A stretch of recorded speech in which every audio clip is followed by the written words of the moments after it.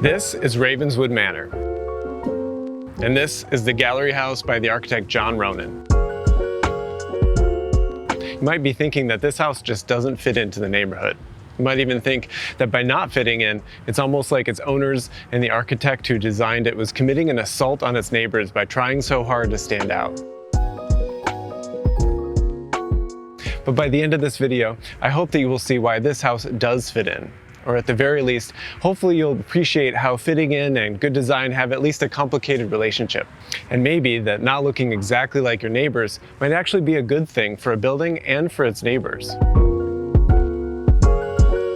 But in order to get there, we need to talk a little bit about Chicago bungalows and the context for this unique house. The Chicago bungalow is a very particular style of housing stock developed during the early 1900s. It's actually a take on California bungalows that are adapted for the context of Chicago. They're usually made of brick with a low-pitched hip roof with wide overhangs, and they fit within the standard 25-foot by 125-foot Chicago lot, making them long and narrow. They usually have a deep porch with a living room toward the street, then the dining room, the kitchen in the back, with bedrooms flanking the side. They're usually 1.5 stories tall, making the second story pretty cramped if it's going to be useful for anything other than storage. And they usually have a full basement as well. There are about 80,000 of these kinds of houses that are in and around Chicago. They're concentrated within an area that's called the Bungalow Belt. This ring around the city can be thought of similarly to the growth rings of a tree, where the city grows outward from its center. In Chicago, this center is the Loop. Around 1900, the ring that would become the Bungalow Belt was next up to be developed. This time was particularly prosperous for the city, and growth was rapid. And just like a tree, when growth happens rapidly, you get wide rings of soft wood, and the city of Chicago now has a wide ring that was built extremely quickly. These houses went up as quickly as they could be constructed, in order to solve the problem of housing large numbers of people while providing the greatest number of amenities that are expected for a 19-teens and 1920s house. At the time, downtown was mostly a center of production, and it wasn't a desirable place to live.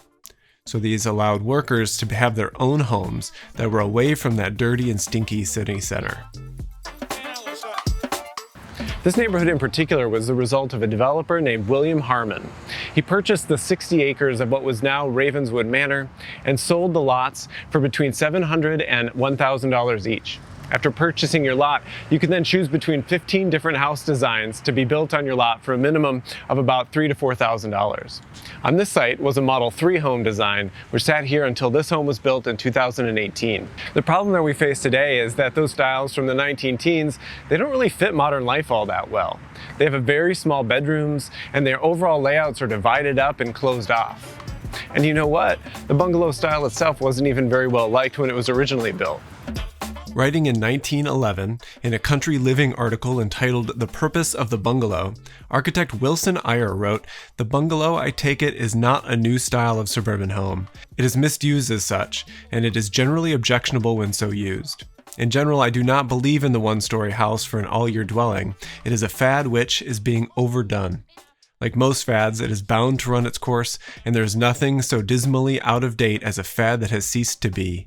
In my opinion, this bungalow style is not destined to produce any lasting effect on domestic architecture in America." Boy, was he wrong. Today, bungalows make up about a third of all single-family homes here in Chicago. And at this point, we've grown accustomed to these designs over time. They sit within now established neighborhoods that have grown big, beautiful trees and have nice plantings. Even just through repetition of a similar building, you can create the illusion of a cohesively designed and sympathetic neighborhood. People who own houses around here are in a constant battle between trying to adapt their house to the way that they see fit or to adapt to their modern life and to express their own individual styles versus those that would like the neighborhood to remain how it would have looked during the 1930s. A common solution is for folks to add a full second story to create usable bedrooms with enough headroom to stand up in. These upward additions range from inoffensive dormer-filled invisible extensions to hideously designed atrocities. In reaction, neighborhood groups have formed to stop the pop. These groups wish to curtail the evolution of the neighborhood by restricting any renovations that are visible from the street. This helps to maintain the look of the neighborhood and cut off badly designed additions before they can rear their ugly head. But here's the rub. I think the problem is bad architecture, not necessarily new architecture. I also think we have a very narrow idea about what buildings fit in and which ones don't. And fitting in itself might just be a little bit overrated in the first place. So restrictions that don't allow anything new does us a disservice by strangling a neighborhood into conformity. But there are better solutions. Fitting in isn't as simple as it seems. Of course, it's easy to see how a building can fit into its context when it looks identical to everything that's around it. But I hope that we can agree that the solution shouldn't be about creating identical buildings that are all marching in a row. So fitting in involves a number of different parameters, and each one is likely best achieved with moderation rather than through uniformity. One way to fit in is through buildings where their programs relate. Are the activities inside the building sympathetic to those that surround it? This really has nothing to do with what the building looks like. Neighborhoods like Ravenswood Manor are mostly single-family homes, but they're also multi-flat buildings, with some commercial buildings sprinkled in, like cafes and markets, that make living here great. So fitting in might mean complementary programs rather than just more of what is already there. Fitting in might also relate to a building's size and shape. A giant skyscraper here, for instance, probably wouldn't fit into a neighborhood that consists mostly of single-family homes. Another obvious one is being made of similar materials or deploying a similar color palette. Buildings might also be made of similar elements. A larger building that uses, say, the same windows or a similar porch as a series of smaller buildings around it, that larger building might appear to fit in if it uses those.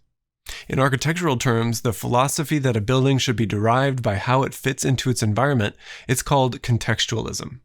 There are a variety of types and variations of contextualism. It has a long and interesting history. The Romans developed a concept called genius loci, which is the protective spirit of a place. More modern examples of contextualism might be something called critical regionalism, which is a term coined by Kenneth Frampton. Critical regionalism is basically a call to balance tried and true local solutions with contemporary solutions appropriate for their time. It recognized that architecture of the past had different constraints than might be governing the contemporary construction industry, and that things need to adapt. That's maybe where I would place this house by John Ronan as an example of critical regionalism. It takes elements from the Chicago bungalow and reimagines them in a contemporary context.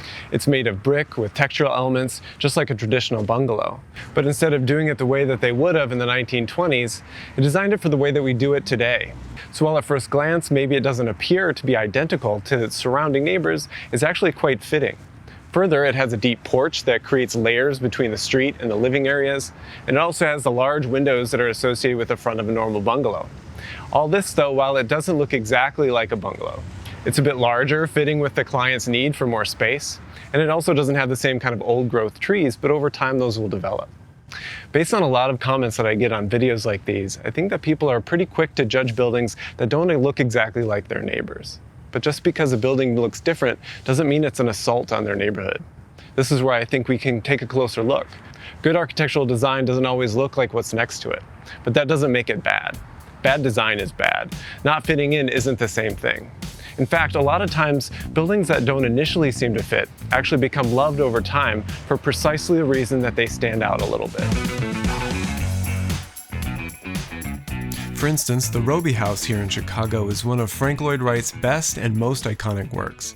It was built in 1909, the same year that Harmon purchased the land for Ravenswood Manor.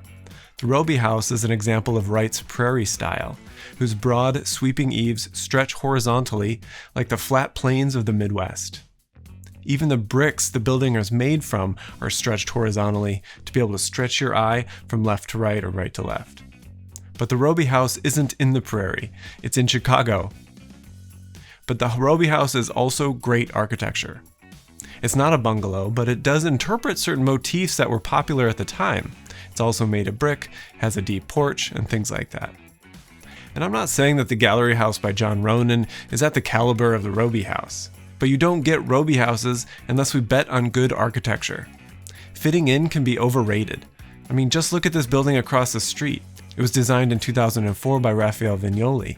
It's designed by taking elements of the Robie House with its horizontal bands and extended roof lines and planters, The Robie House created its own context that others mimicked after it. Now, isn't that something? It didn't fit into its original context, but it's so powerful as a piece of architecture that it created an entirely new context. So I'm not saying that we shouldn't be protective of our neighborhoods to maintain their charm and character, but I do hope that people might be prompted to be a little less fearful of something that maybe looks a little different at first. Some people do see their homes as reflections of themselves, just like clothing would. We don't get all up in arms when someone dresses a little bit differently. Just because something is old and repeated a lot, it doesn't make it impervious to questioning. Every neighborhood started somewhere, and it was designed at a certain time and in a certain way. A healthy neighborhood has variety, and it evolves over time. It's impossible to know where we can head if we artificially freeze a place and time to make it lay dormant and static as the world moves on around it. At the same time, it is important to recognize what distinguishes places and to celebrate the diversity.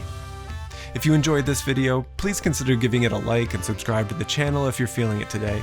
I'd love to engage you down in the comment section below if you have any thoughts about how architecture might or might not fit in. The civil discussions down there are great. After that, you might enjoy some of these other videos, which come out every week on Thursdays. See you over there.